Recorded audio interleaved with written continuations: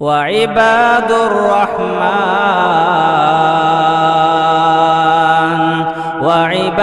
الرحمن الذين يمشون على الأرض هونا وإذا خاطبهم الجاهلون قالوا سلاما۔ نیک بیٹیوں کا ذکر رب العالمین نے کیا کہ یہ نیک بیٹیاں انسان کے لیے دنیا میں بھی ثواب کا ذریعہ ہے، امید میں بہترین ذریعہ ہے اور باقی رہنے والی نیکی ہے۔ یہاں باقیات الصالحات سے مراد بیٹیوں کا ذکر کیا جا رہا ہے، اور امام قرطبی رحمہ اللہ کہتے ہیں جس باقیات الصالحات کا ذکر کیا گیا ہے اس سے مراد اچھی بیٹیاں ہیں۔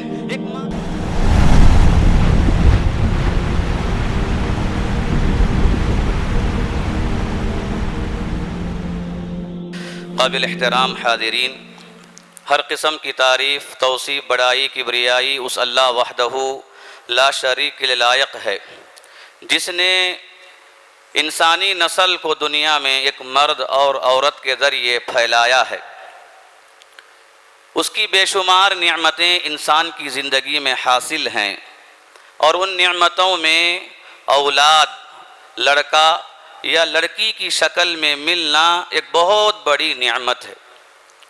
لاکھوں درود و سلام اللہ کے سارے انبیاء پر، خصوصاً آخری نبی محمد مصطفیٰ صلی اللہ علیہ وسلم پر، جنہیں اللہ تعالیٰ نے ہادی، رہبر، داعی، نذیر، بشیر بنا کر بھیجا ہے، اور اللہ تعالیٰ نے اپنی نعمتوں میں آپ کو اولاد کی نعمت سے مالا مال کیا ہے، اور اللہ تعالیٰ نے آپ صلی اللہ علیہ وسلم کو 4 بیٹیاں عطا کیا تھا۔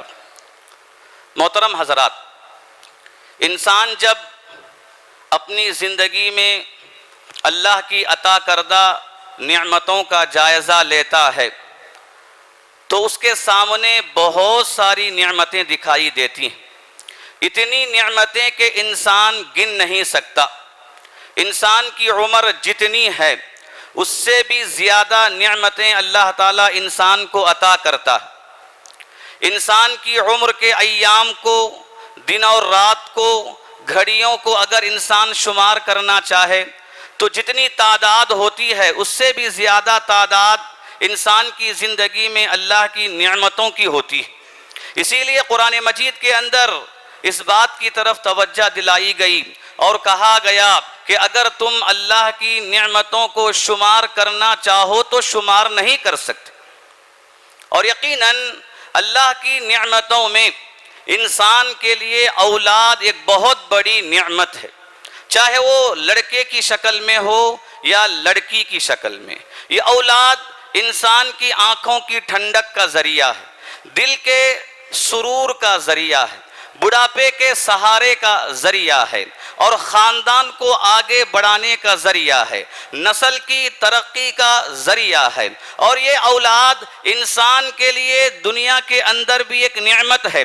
اگر بندہ اپنی اولاد کو نیک بنائے، صالح بنائے، دیندار بنائے تو ماں باپ کے انتقال کے بعد بھی اولاد ماں باپ کے حق میں ایک بہت بڑی نعمت بن جاتی ہے۔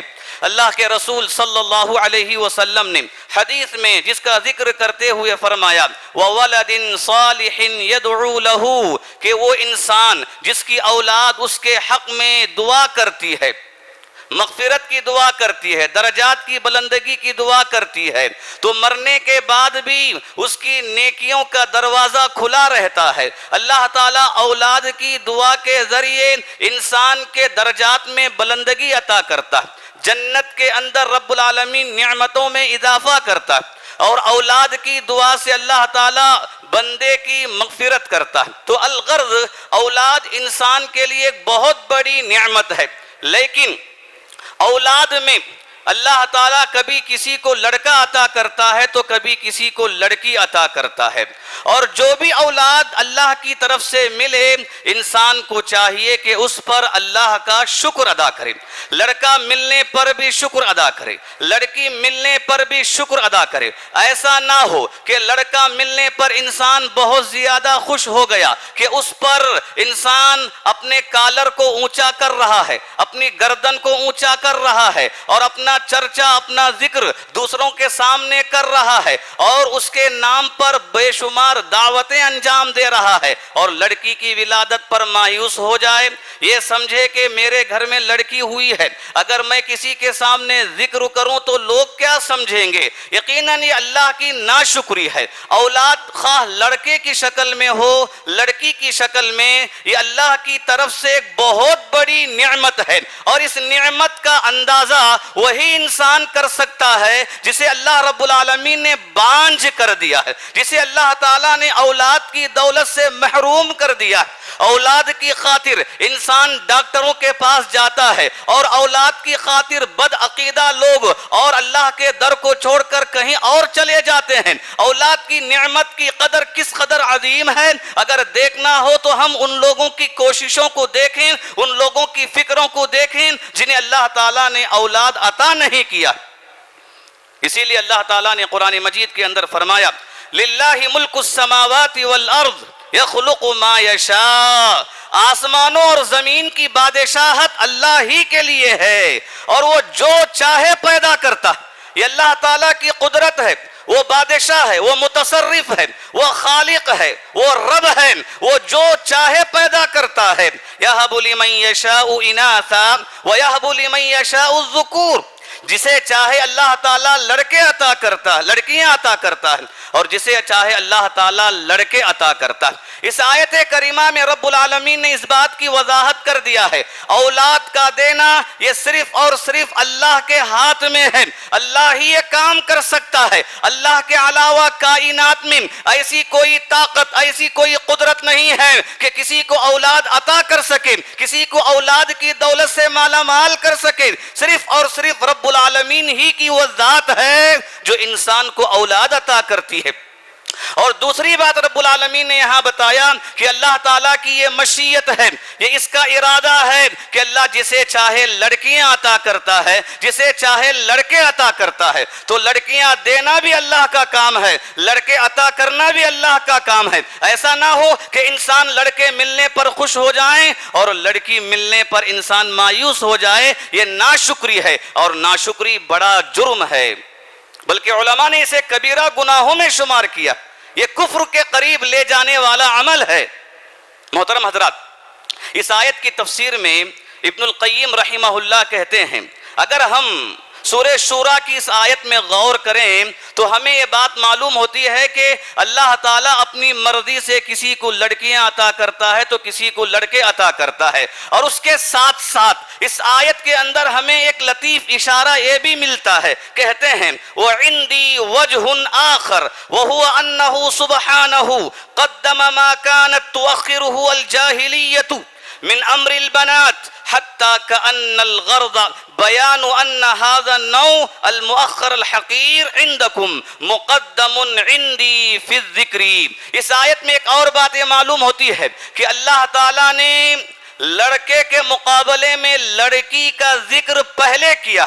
یہب لمن یشاء اناثا، اللہ جسے چاہے لڑکیاں عطا کرتا ہے، اور اس کے بعد فرمایا اللہ جسے چاہے لڑکے عطا کرتا ہے۔ تو لڑکیوں کا ذکر اللہ نے پہلے کیا اور لڑکوں کا ذکر اللہ نے بعد میں کیا ہے۔ اس سے بات معلوم ہوتی ہے کہ زمانے جاہلیت میں لوگ لڑکیوں کو پیچھے رکھتے تھے اور لڑکوں کو سامنے رکھتے تھے، لڑکوں کی عزت رکھتے تھے اور سمجھتے تھے کہ لڑکے کی ولادت میرے لیے شان کا باعث ہے، میرے خاندان کے پروان کا باعث ہے، اور وہاں پر لڑکے کی ولادت پر بڑے خوش ہو جاتے اور لڑکی کی ولادت پر مایوس ہو جاتے۔ یہ زمانے جاہلیت کا عمل ہے۔ تو اللہ تعالیٰ اس آیت کے ذریعے بتانا چاہتا ہے کہ لوگوں سنو، جس مخلوق کو رب العالمین کی جس نعمت کو تم پیچھے رکھ رہے ہو، ذکر کے اعتبار سے، بیان کرنے کے اعتبار سے میرے نزدیک وہ مقدم ہے،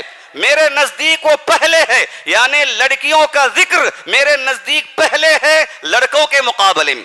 زمانے جاہلیت کے لحاظ سے رب العالمین نے یہاں لڑکیوں کا ذکر پہلے کیا اور پہلے کر کے بتایا کہ جسے تم پیچھے ہٹا رہے ہو، حقیقت تو یہ ہے ذکر کے اعتبار سے، بیان کے اعتبار سے انہیں مقدم کیا جائے، اسی لیے میں یہاں لڑکیوں کا ذکر پہلے کر رہا ہوں۔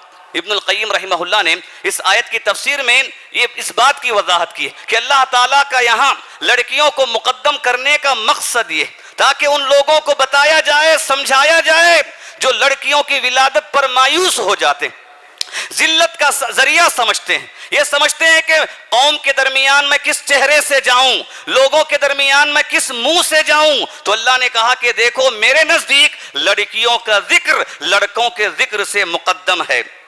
مفسرین میں علامہ آلوسی رحمہ اللہ کہتے ہیں کہ قدم الاناث توصیۃ برعایتہم لضعفہن لا سیما وکانوا قریب العہد بالوعد تطیب قلوب آبائہن لما فی تقدیمہن من التشریف لأنہن سبب لتکثیر مخلوقاتہ تعالی، کہ اللہ تعالیٰ نے یہاں لڑکیوں کا ذکر لڑکوں کے مقابلے میں پہلے کیا ہے تاکہ ان ماں باپ کے دل کو رکھا جا سکے، ان ماں باپ کے دلوں کو مضبوطی دیا جا سکے جو لڑکی کی ولادت پر مایوس ہوتے ہیں، سمجھتے ہیں کہ اللہ نے لڑکی دیا ہے، لڑکا اگر عطا کرتا تو اچھا ہوتا، جو یہ سوچتے ہیں ان ماں باپ کے دلوں کو مضبوطی عطا کرنے کے لیے اللہ تعالیٰ نے لڑکیوں کا ذکر پہلے کر کے یہ ثابت کیا کہ لوگوں لڑکیاں ملنے پر خوش ہو جاؤ، اس لیے کہ یہ اللہ تعالیٰ کی مخلوق کو بڑھانے کا ذریعہ،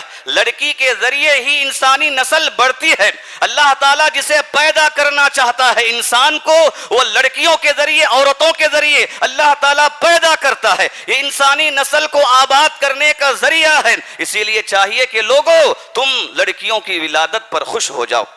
محترم حضرات، لڑکی کی ولادت پر مایوس ہونا یہ کسی مومن کی علامت نہیں ہے، مسلمان کی علامت نہیں ہے، بلکہ یہ تو کافروں کا فعل ہے، جاہلی لوگوں کا فعل ہے، جن کے اندر اللہ کی ذات پر کامل یقین نہیں ہے، جو ایمان نہیں رکھتے ہیں، جاہلی تصورات کو رکھتے ہیں۔ اور آج ہمارے ماحول میں یہ چیز دکھائی دیتی ہے، غیر مسلموں کے درمیان رہنے کی وجہ سے، یہ علمی جہالت کی وجہ سے یہ چیز ہم اپنے درمیان دیکھتے ہیں۔ اگر سمجھ لیجئے کہ کسی کے گھر میں لڑکی شادی کر کے آ گئی اور ولادت کے وقت میں ایک لڑکی ہوئی، پہلی لڑکی، وہیں سے کوسنا شروع کر دیتے ہیں، وہیں سے ڈانٹنا شروع کر دیتے ہیں کہ کیسی ہو کہ تم نے لڑکی کو پیدا کیا، بہتر ہوتا کہ پہلے لڑکے کو پیدا کرتی، اگر ایک کے بعد پھر دوبارہ دوسری لڑکی پیدا ہو جائے اور اس پر الزامات بڑھ جاتے ہیں، اور تیسری ولادت کے معاملے میں عورت ڈرتی رہتی ہے، اللہ سے تمنا کرتی ہے کہ اے اللہ تو مجھے رسوا مت کر، میرے خاندان میں،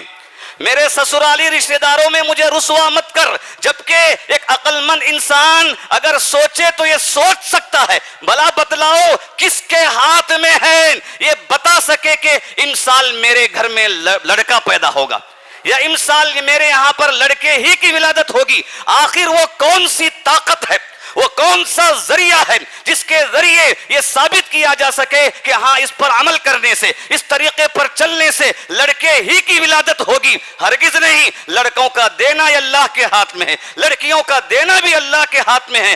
ایسے وقت میں کسی کو کوسنا، کسی کو برا بھلا کہنا، تانا دینا، الزام لگانا، یقیناً یہ ایمان کی کمی کی علامت ہے، جہالت کے طریقے ہیں۔ رب العالمین نے جاہلی لوگوں کے ذکر میں اس بات کی وضاحت کیا، فرمایا وَإِذَا بُشِّرَ أَحَدُهُمْ بِالْأُنثَى ظَلَّ وَجْهُهُ مُسْوَدًّا وَهُوَ كَظِيمٌ، جاہلیت کے دور میں لوگوں کا یہ حال تھا، اگر معلوم ہوتا، خبر دی جاتی کہ تمہارے گھر میں لڑکی کی ولادت ہو گئی ہے تو وہ ذلیل اپنے آپ کو محسوس کرنے لگتا، اپنے اوپر ذلت کے لبادے کو اول لیتا اور اندر اندر غم کو کھاتا جاتا کہ لوگ کیا کہیں گے، لوگوں کے درمیان میں کیسے جاؤں گا۔ دیکھیے کہ آج یہی تصور ہم مسلمانوں کے درمیان بھی عام ہوتا جا رہا ہے۔ لڑکے کی ولادت پر خوش ہونا، لڑکیوں کی ولادت پر ناراض ہونا، یا تانا دینا، کوسنا، یہ زمانے جاہلیت کی صفت ہے۔ اللہ تعالیٰ نے اس صفت سے اہل ایمان کو روکا،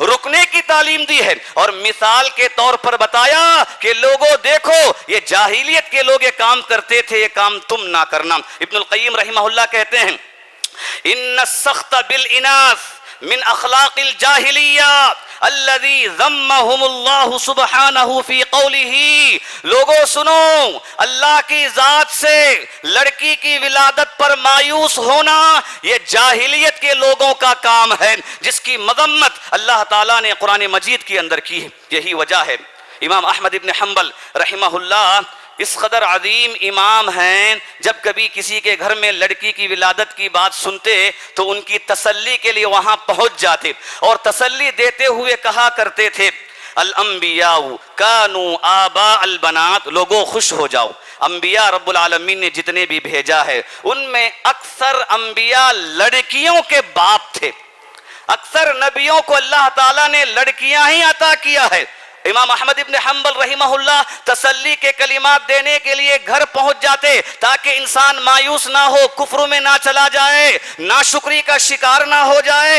امام احمد ابن حنبل رحمہ اللہ کا ایک طریقہ تھا، بلکہ کبھی کوئی ملتا جس کے یہاں لڑکی پیدا ہوئی ہے تو اس سے کہتے قد جاء فی البنات ما قد علمت، کہ اے انسان خوش ہو جا، اے انسان خوش ہو جا کہ لڑکیوں کے تعلق سے شریعت کے اندر جو جو فضیلتیں بتائی گئی ہیں وہ بہت بڑی ہیں، تمہیں اس کا علم نہیں ہے، اس لیے لڑکی کے ولادت پر کبھی مایوس نہ ہو، اللہ کی ذات سے تم دور نہ بھاگنا، ناشکری کا اختیار نہ کرنا۔ محترم حضرات، لڑکی ایک ایسی عظیم مخلوق ہے کہ اللہ تعالیٰ نے طبیعتاً فطرتاً اس کے اندر میل ملاپ کے تعلق کو رکھا ہے، محبت کی چیز کو رکھا ہے، انسیت کی کیفیت کو رب العالمین نے رکھا ہے کہ لڑکی ماں باپ سے بہت محبت کرتی ہے، اور ماں باپ کے اندر بھی رب العالمین نے فطرتاً لڑکیوں کی محبت کو رکھ دیا ہے۔ اسی لیے اللہ کے رسول صلی اللہ علیہ وسلم نے فرمایا لا تکرہوا البنات فإنہن المؤنسات والغالبات، کہا کہ لوگوں تم عورت لڑکیوں کو ناپسندیدہ نگاہ سے مت دیکھو، ناراضگی کے نگاہ سے مت دیکھو، اور لڑکیوں کو تم اپنے سے دور مت کرو، اس لیے کہ لڑکیاں یہ محبت کرنے والی ہوتی ہیں، دل لگانے والی ہوتی ہیں، اور یہ لڑکیاں بڑی عظیم چیز ہے، اس لیے تم لڑکیوں کو اپنے سے دور مت کرو۔ اللہ کے رسول صلی اللہ علیہ وسلم کا یہ فرمان یقیناً حالات حاضرہ کے تحت بے شمار واقعات کی عکاسی کرتا ہے۔ عکاسی یہ ہے کہ بہت سارے ایسے گھرانے ہیں جنہوں نے اپنے گھر کے اندر ولادت کے طور پر لڑکوں کی ولادت کو پسند کیا، لڑکیوں کو پسند نہیں کیا، لیکن ہوا یہ کہ لڑکے بھی پیدا ہوئے، لڑکیاں بھی پیدا ہوئیں، لیکن آگے چل کر جیسے جیسے لڑکے بڑے ہوتے گئے لڑکوں نے ماں باپ کو دور رکھ دیا، اپنی زندگی بہتر بنانے کی خاطر، اپنی خوشحالی کے بارے میں سوچ کر یا یہ سوچ کر کہ اگر میں ان کے ساتھ رہوں یا انہیں اپنے درمیان رکھوں تو میں ترقی نہیں کروں گا، میری کمائی ختم ہو جائے گی، لڑکوں نے ماں باپ کو دور کر دیا، لیکن لڑکیوں نے ماں باپ کا ہاتھ پکڑا، لڑکیوں نے ماں باپ سے محبت کا اظہار کیا، باہر شادی کرنے کے بعد بھی لڑکیوں نے ماں باپ کی خدمت کی۔ بے شمار واقعات معاشرے کے اندر پائے جاتے ہیں جو اس بات کی عکاسی کرتی ہے کہ کبھی ایک باپ کو، ایک ماں کو لڑکی کی ولادت پر مایوس نہیں ہونا چاہیے، بلکہ لڑکے کے مقابلے میں لڑکی کی دیکھ بھال اور اس کی تربیت پر شریعت نے بہت فائدے بتائے ہیں۔ محترم حضرات، لڑکی کی ولادت کے ذکر میں اللہ تعالیٰ نے کہا کہ یہ انسان کے لیے باقیات الصالحات ہے، انسان کے لیے باقیات الصالحات میں ان کا شمار ہوتا ہے۔ اللہ نے فرمایا المال والبنون زینت الحیات الدنیا والباقیات الصالحات خیر عند ربک ثوابا وخیر عملا، بے شک مال اور بچے یہ دنیاوی زندگی کی زینت ہے، اور باقیات الصالحات باقی رہنے والی نیکیاں یہ خیر ہیں، بہت ہی زیادہ خیر ہیں، ثواب کے اعتبار سے، امید کے اعتبار سے انسان کے حق میں خیر ہیں۔ اس آیت کی تفسیر میں عبید ابن عمیر کبار التابعین میں سے ان کا شمار ہوتا ہے۔ کہا جاتا ہے کہ عبید ابن عمیر رحمہ اللہ یہ مکے کے اندر درس دیا کرتے تھے، اور جو چھوٹے صحابہ ہیں ان کے درس میں شریک ہوتے تھے، جن میں عبداللہ ابن عمر رضی اللہ عنہما کا بھی ذکر آتا ہے کہ آپ صحابی ہیں، صحابی ہونے کے باوجود عبید ابن عمیر ایک تابعی کے حلقے میں درس میں شریک ہوتے، بلکہ بعض لوگوں نے کہا ایسے بھی مواقع ہم نے دیکھے کہ عبید ابن عمیر کے درس میں بیٹھ کر عبداللہ ابن عمر رضی اللہ تعالی عنہ کے آنکھوں سے آنسو نکل آئے۔ ایسے عظیم تابعی ہیں، وہ کہتے ہیں اس آیت کے ذکر میں، کہتے ہیں کہ الباقیات الصالحات سے مراد یہاں نیک بیٹیاں ہیں۔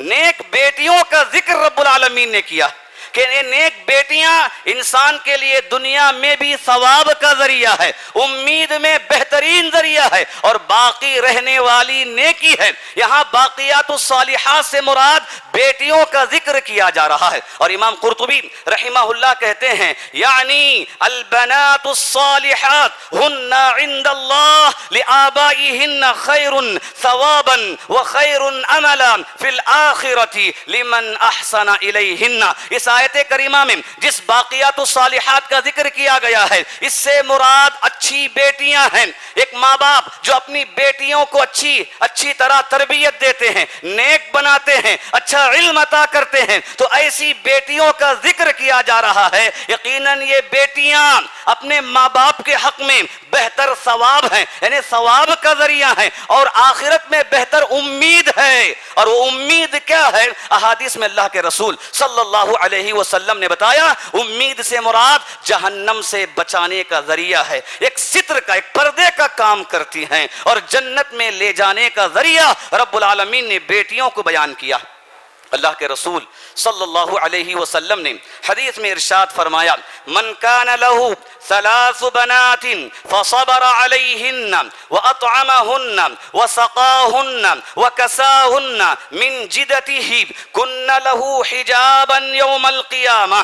امام بخاری رحمہ اللہ نے ادب المفرد کے اندر اس حدیث کو ذکر کیا، امام البانی رحمہ اللہ نے حسن قرار دیا، اور حدیث کا معنی یہ ہے کہ اللہ کے رسول صلی اللہ علیہ وسلم نے فرمایا کہ اگر کسی کو 3 لڑکیاں دیے گئے ہیں، اللہ تعالیٰ نے 3 لڑکیاں کسی کو عطا کیا ہے، اور وہ اس پر صبر کر لیتا ہے، لڑکیوں کی ولادت پر صبر کر لیتا ہے۔ صبر کا کیا مطلب ہے؟ صبر کا مطلب ہے اللہ کے فیصلے سے راضی ہو جاتا ہے، اللہ کے فیصلے سے راضی ہو جاتا ہے، تقدیر پر ایمان رکھ لیتا ہے کہ چلو اللہ رب العالمین نے کم سے کم مجھے لڑکیاں عطا کیا۔ کتنے ایسے میرے خاندان کے لوگ ہیں جنہیں اولاد بھی نہیں ملی، اللہ نے انہیں بانجھ رکھا ہے، صبر کر لیتا ہے بندہ۔ اور صبر کے ساتھ ساتھ کہا وَأَطْعَمَهُنَّ اچھا کھلاتا ہے، وَسَقَاهُنَّ اچھا پلاتا ہے، وَكَسَاهُنَّ اچھا پہناتا ہے۔ کیسے پہناتا ہے؟ من جدتہ اپنی طاقت کے مطابق، جتنی اس کی طاقت ہے اس کے مطابق اچھا کھلاتا ہے، اچھا پلاتا ہے، اچھا پہناتا ہے۔ تو کہا کن لہ حجابا یوم القیامہ، یہ لڑکیاں، یہ بچیاں اس کے لیے جہنم سے آڑ بن جائیں گی، ایک پردہ بن جائیں گی، جہنم میں جانے کے لیے رکاوٹ بن جائیں گی۔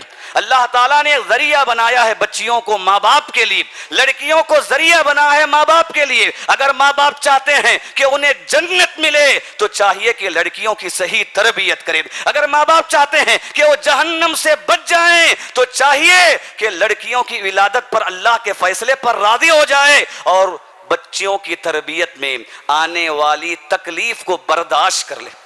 محترم حضرات، یہ حدیث یقیناً ماں باپ کے لیے بڑی ہی خوشی کا سامان، دل کے سکون کا سامان ہے۔ یہ بتاتی ہے کہ یہ اولاد ماں باپ کے لیے جنت کا راستہ ہے، جہنم سے بچنے کا ذریعہ ہے، اور اس میں خاص کر لڑکیاں یہ جنت کا راستہ ہیں اور جہنم سے بچنے کا ذریعہ ہے۔ اور دوسری حدیث میں ایک واقعہ ذکر کیا گیا، عائشہ رضی اللہ تعالیٰ عنہ کہتی ہیں کہ ایک مرتبہ ایک عورت اپنی 2 بیٹیوں کے ساتھ میرے پاس آئی کھانا پوچھنے کے لیے۔ اس نے کھانے کا مطالبہ کیا، میرے پاس کھانا نہیں تھا سوائے کھجور کے، تو میں نے ایک کھجور ماں کو دیا، تو ماں نے اپنی 2 بیٹیوں کو کھجور کے 2 حصے کر کے عطا کیا، خود نہیں کھائی۔ اس پر بڑا تعجب ہوا کہ یہ بھی بھوکی ہے، بچے بھی بھوکے ہیں، لیکن ماں کی ممتا، ماں کی محبت اور فکر کا جذبہ اس قدر عظیم تھا، دیکھ کر مجھے تعجب ہو گیا۔ اور اللہ کے رسول صلی اللہ علیہ وسلم کے آنے پر میں نے اس واقعے کا ذکر کیا تو آپ صلی اللہ علیہ وسلم نے اس واقعے کو سننے کے بعد فرمایا، من ابتلی من البنات بشیء فاحسن الیہن کن لہ سترا من النار۔ اس واقعے کو سننے کے بعد کہا کہ اگر اللہ تعالیٰ کسی کو لڑکیوں کے ذریعے آزمائے، مصیبت میں مبتلا کرے، ابتلا میں ڈالے، اور انسان تکلیف کے باوجود صبر کرتے ہوئے بچیوں کی صحیح تربیت کرتا ہے تو یہ بچیاں اس کے لیے جہنم میں جانے سے رکاوٹ کا ذریعہ بنتی ہیں، آڑ کا ذریعہ بنتی ہیں۔ تو آپ صلی اللہ علیہ وسلم نے اس ماں کے اس عمل کو دیکھ کر کہا کہ یہ ماں کی ممتا ہے جو بچوں کے بھوک کا خیال کرتے ہوئے اپنی بھوک کو بھلا دیتی ہے اور اس پر صبر کر لیتی ہے۔ اور صبر کا نتیجہ کیا ہے؟ صبر کا نتیجہ یہ ہے کہ کل قیامت کے دن جہنم سے بچ جاتی ہے۔ صحیح بخاری کی شرح کرنے والوں میں ابن بطال رحمہ اللہ بھی ایک ہیں جو کہتے ہیں کہ اجر القیام علی البنات اعظم من اجر القیام علی البنین۔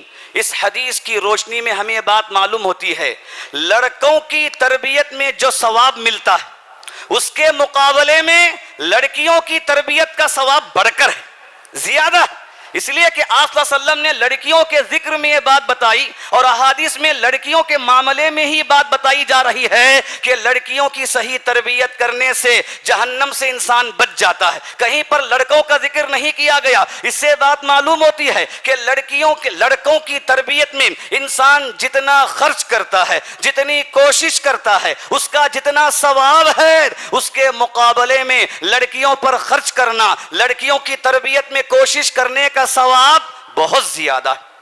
اور امام قرطبی رحمہ اللہ کہتے ہیں احادیث میں ایک لڑکی کا ذکر کیا گیا ہے، اگر کوئی ایک لڑکی کی تربیت بھی اچھی طرح کر لے وہ لڑکی اس کے لیے جہنم کے لیے آڑ بن جاتی ہے، دیوار بن جاتی ہے، پردے کا کام کرتی ہے۔ ایک لڑکی کے ذکر میں جہنم سے بچنے کی بات بتائی جا رہی ہے۔ اگر سوچو کسی کے پاس 2 لڑکیاں ہوں، کسی کے پاس 3 لڑکیاں ہوں، وہ اللہ کے فیصلے پر راضی ہو کر ان کی صحیح تربیت کرتا ہے، انہیں صحیح تعلیم دیتا ہے، تو یہ 3-4 لڑکیاں اس کے لیے کس قدر جہنم سے بچانے کا ذریعہ بن جائیں گی اور جنت میں لے جانے کا ذریعہ بنتی ہیں۔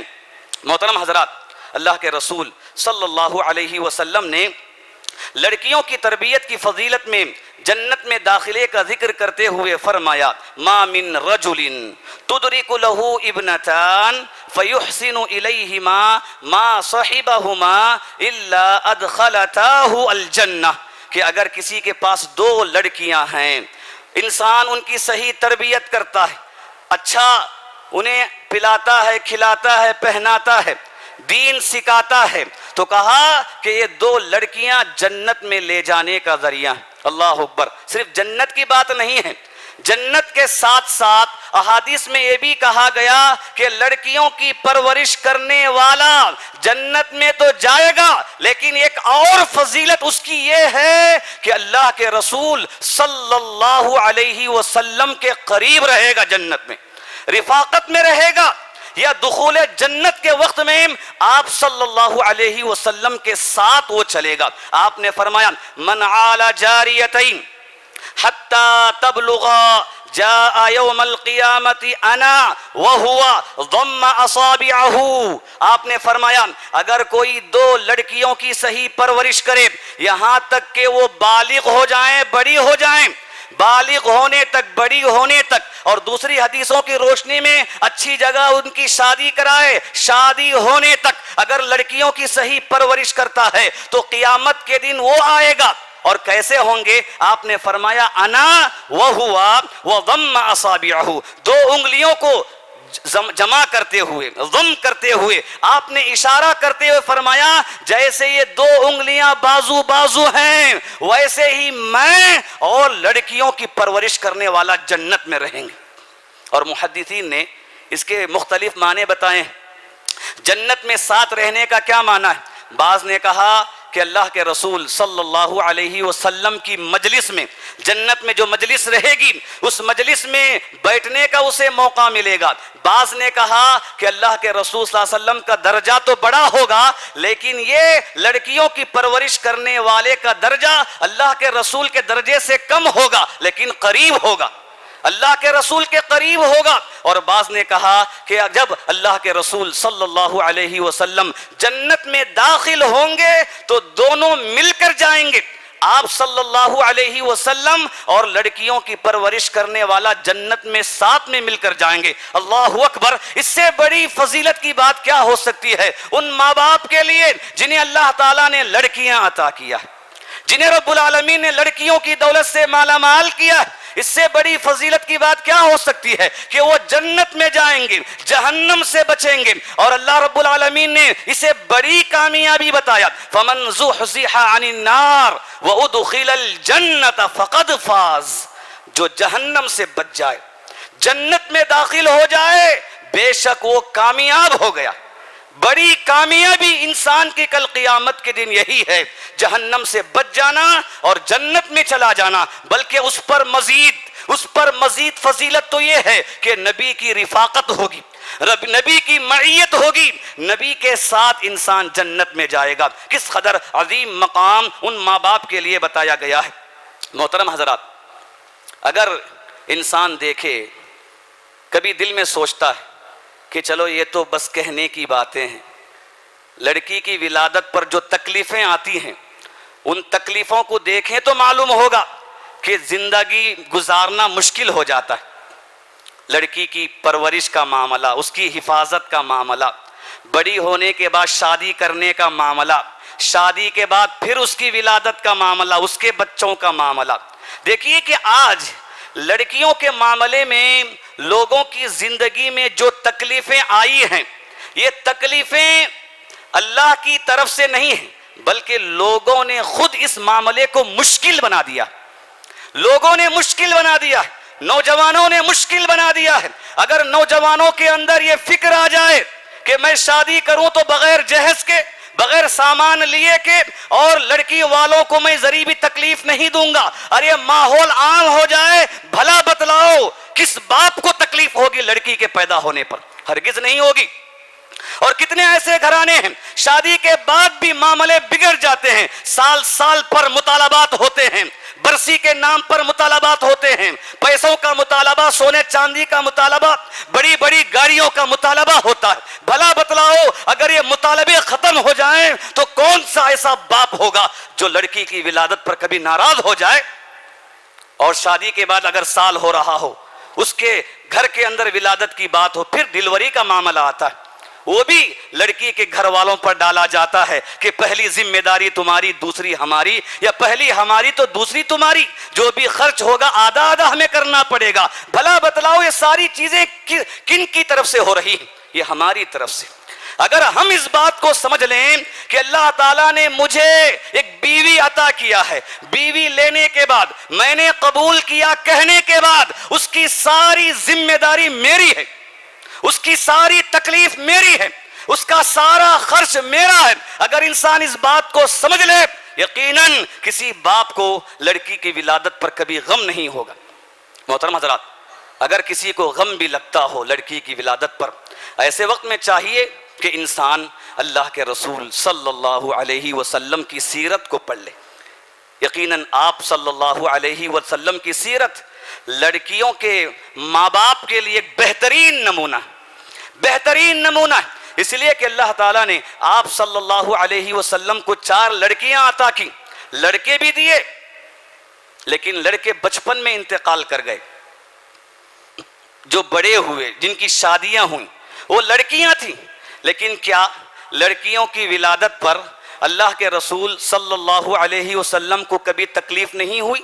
اگر ہم سیرت کو پڑھتے ہیں تو ہمیں بات معلوم ہوتی ہے. یقیناً اب کے ماں باپ سے زیادہ تکلیف اللہ کے رسول کو ہوئی تھی. مکے میں آپ نے شادی کرا دی تھی. رقیہ اور ام کلثوم رضی اللہ عنہما کی شادی آپ نے کرا دی تھی. کس سے؟ ابو لہب کے 2 بیٹوں سے آپ نے کرائی تھی. اسلام آیا، آپ نبی بنے، توحید کی دعوت لے کر آپ گئے، بتوں کے خلاف آپ اعلان کرتے گئے. آپ کو معلوم ہے ابو لہب نے قسم کھایا، کہا اپنے بچوں کے سامنے، میں قسم کھاتا ہوں جب تک تم اپنی 2 بیویوں کو طلاق نہیں دو گے اس وقت تک میں گھر میں داخل نہیں ہوں گا، یہ کھانا بھی نہیں کھاؤں گا. قسم کھائی تھی اس نے. اور بیٹوں نے طلاق دے دی. اللہ کے رسول صلی اللہ علیہ وسلم کی بیٹیوں، بھلا بتلاؤ ایک باپ کے لیے اس سے بڑی تکلیف کی چیز کیا ہو سکتی ہے؟ اسلام کی خاطر 2 بیٹیاں گھر میں ستانا، تکلیف دینا. اور اللہ کے رسول صلی اللہ علیہ وسلم اتنی فکر بچیوں کی کرتے تھے.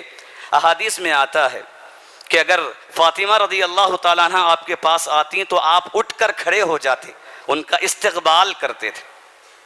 دینی تربیت میں اتنی توجہ دیتے آپ صلی اللہ علیہ وسلم. ایک مرتبہ آپ گھر گئے صبح کے وقت میں اور جگا کر کہا، کیا تم لوگ تہجد کی نماز نہیں پڑھتے؟ تہجد کی تربیت آپ دے رہے ہیں. اتنا ہی نہیں، آپ صلی اللہ علیہ وسلم کی موجودگی میں آپ کی بیٹیوں میں سے 3 بیٹیاں وفات پائیں اور ہر بیٹی کی وفات پر آپ کو غم لائق تھا. آپ رو رہے تھے. آپ نبی ہیں، نبی ہونے کے باوجود ایک باپ ہیں، اور باپ بھی کس کے؟ لڑکیوں کے باپ. اور آپ کی زندگی لڑکیوں کے ماں باپ کے لیے محترم حضرات ایک بہترین نمونہ رسوا ہے. چاہیے کہ ماں باپ ایسے ماحول میں اللہ کے رسول صلی اللہ علیہ وسلم کی سیرت کو سامنے رکھیں. محترم حضرات، آج کا معاملہ لڑکیوں کے اعتبار سے بڑا ہی عجیب ہوتا جا رہا ہے. ایسے وقت میں ہمیں سدھرنے کی ضرورت ہے، ایمان کو مضبوط کرنے کی ضرورت ہے، جاہلی رسومات کو ختم کرنے کی ضرورت ہے. اور جو وبا، بیماری اخلاقی طور پر ہمارے درمیان پائی جا رہی ہے، اس بیماری کو ختم کرنے کی ضرورت ہے کہ لڑکے کو بڑھاوا دینا، لڑکی کو کم کر دینا، چاہے وہ خدمت کے اعتبار سے ہو، تربیت کے اعتبار سے ہو، تعلیم کے اعتبار سے ہو. لڑکے کو اچھی سے اچھی تعلیم دینا، لڑکی کو کم کر دینا.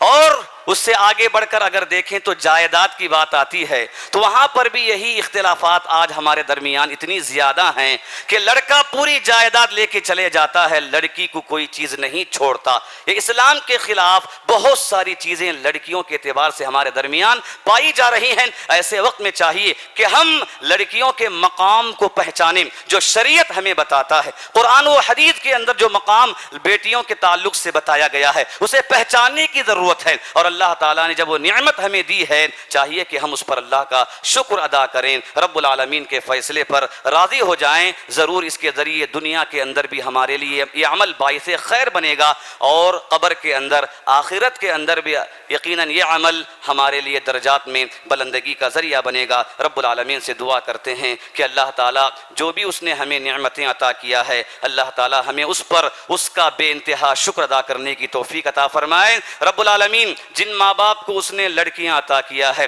اللہ تعالیٰ انہیں بچیوں کی صحیح تربیت کرنے کی توفیق عطا فرمائے. رب العالمین انہیں لڑکیوں کو، بیٹیوں کو ان کے حق میں جنت کا ذریعہ بنا دے، اللہ تعالیٰ جہنم سے روکنے کا ذریعہ بنا دے. رب العالمین جنہیں اولاد نہیں ملی ہیں اللہ تعالیٰ انہیں نیک صالح اولاد سے مالا مال فرما دے. رب العالمین جو شادی کے مسئلے میں پریشان حال ہیں اللہ تعالیٰ سب کو نیک رشتہ عطا فرمائے. اللہ جو ہم میں بیمار ہیں اللہ انہیں شفائے کاملہ عاجلہ عطا فرمائے. رب العالمین جو ہم میں مجبور ہیں، پریشان حال ہیں، اللہ سب کی مجبوری کو، سب کی پریشانیوں کو دور فرمائے.